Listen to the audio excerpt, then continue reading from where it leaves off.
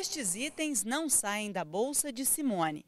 Toda vez que tem mudança brusca de temperatura, são a eles que a doméstica recorre. Eu sinto muita chiada no peito, uma falta de ar danada, acho que a pessoa vai morrer, entendeu?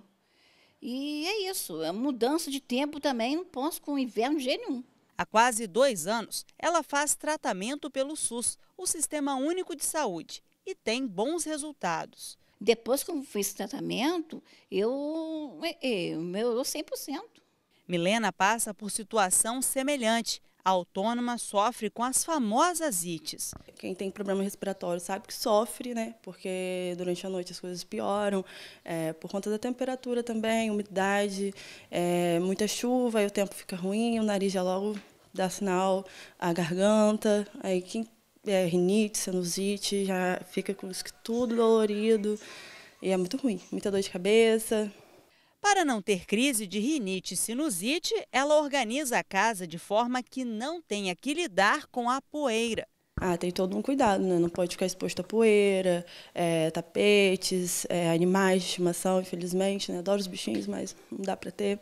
E, assim, é todo o cuidado mesmo, né? Trocar coberta de cama com frequência. A mistura do tempo seco com as baixas temperaturas pode trazer diversos danos à saúde, já que há maior incidência na proliferação de vírus e bactérias. No período mais frio do ano, as doenças respiratórias são as mais comuns. Entre elas, as alérgicas, como a asma, rinossinusites e conjuntivite alérgica.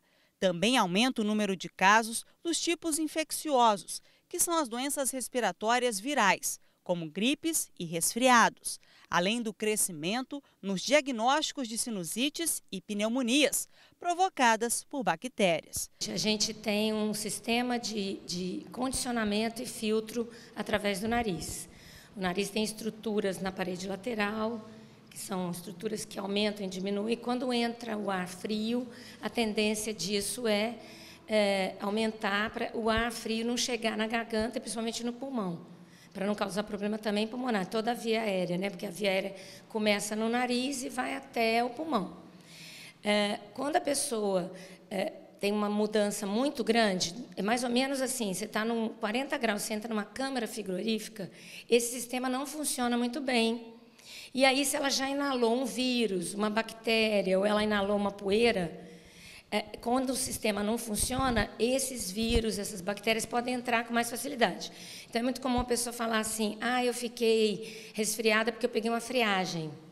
Não é bem a friagem que dá o resfriado, mas é a facilidade que o ar frio proporciona, daquilo tudo não funcionar bem e o vírus entrar com mais facilidade.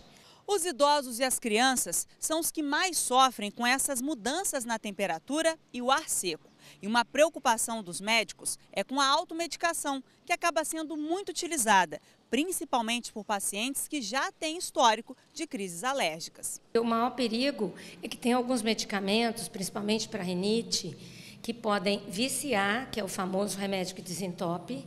Existem vasoconstritores nasais, que a pessoa espirra em segundos, desentope. E o que acontece? Isso leva a um entupimento de rebote cerca de 3 horas depois. E esse entupimento é maior do que já existia antes de usar o remédio. Então, ele começa a usar cada vez mais essa droga. Como eu tinha explicado, o coneto é uma estrutura que aumenta e diminui. Então, a mucosa é de cílios, mas a parte interna do coneto é toda vascularizada, para ele poder aumentar e diminuir, retrair e aumentar. Quando você pinga um remédio ali que você acha que inocentemente ele foi para o nariz, ele entra na corrente sanguínea e ele pode até aumentar o batimento cardíaco. Outro problema maior das rinites, aí não é só entupimento, porque a pessoa tem crises repetidas de entupimento, coriza, espirro, lacrimejamento, pressão na face. Existe um remédio maravilhoso que é o corticoide. E ele, infelizmente, é receitado na maioria das emergências. O corticoide oral, ele é muito mais perigoso do que até o vasoconstritor, porque quando você ingere, se você tiver gastrite, se você tiver pressão alta, e se você usar ele com frequência, você vai causar complicações nessa área, cardíaca, estomacal, e até uma supressão de uma glândula chamada suprarrenal, que produz esse corticoide endógeno, que é benéfico. Alguns cuidados simples ajudam bastante, como beber pelo menos 2 litros de água por dia, evitar praticar exercícios físicos quando o ar está menos úmido entre as 10 horas da manhã e as 5 horas da tarde, fugir do ar-condicionado, pois o aparelho resseca o ambiente. Deixar a casa limpa e arejada é uma ótima medida, uma vez que o acúmulo de poeira aumenta a incidência de problemas alérgicos e respiratórios.